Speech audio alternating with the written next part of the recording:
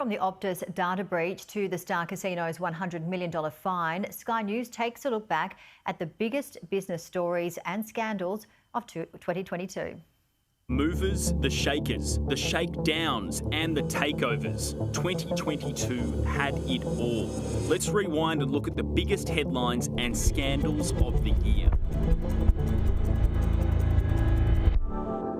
Not one, but two major data breaches. First, Optus. My hope is that through this terrible incident, we all learn, we get stronger, and we become better. Not just at Optus, which we're fully committed to do, but also share those lessons more broadly so the whole of Australia can get stronger and better. And then, Medibank. This is a malicious attack to create the most harm and uncertainty for our customers in the community. A growing trend of cyber attacks targeting Aussie companies, leaving consumers exposed, vulnerable and concerned.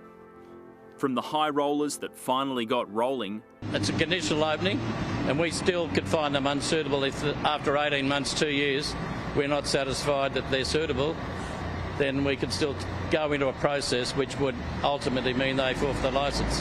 We've increased our responsible gaming team by 60%. We've overhauled the board, the management, and we've driven this change across every part of the organisation.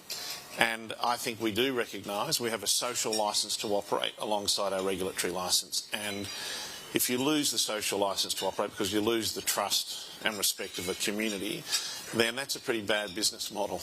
Yeah. To those who ground to a halt.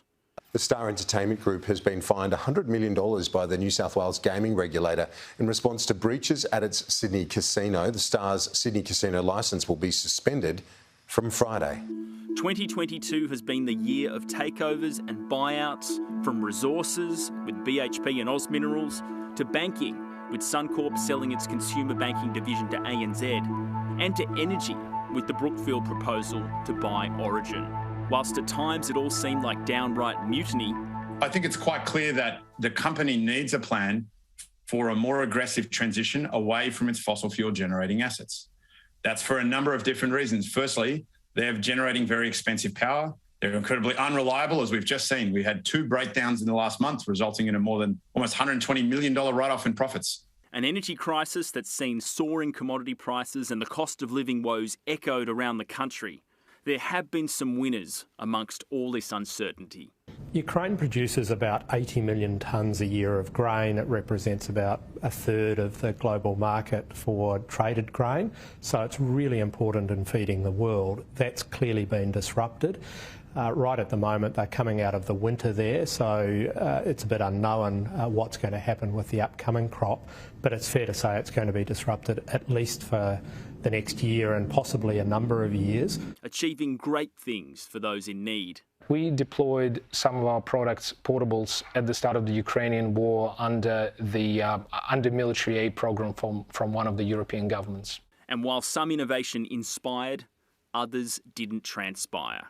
It's been technology they've been trying to implement for all of this time. They've had troubles, technical troubles along the way.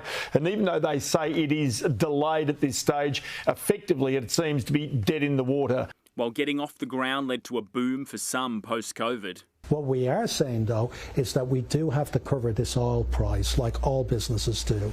And we are seeing oil being 80% higher this quarter than it was before COVID, 60% in the year.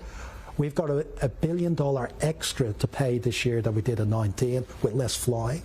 So we are saying that the airfares have to go up, or RASK. It was not necessarily a win for consumers.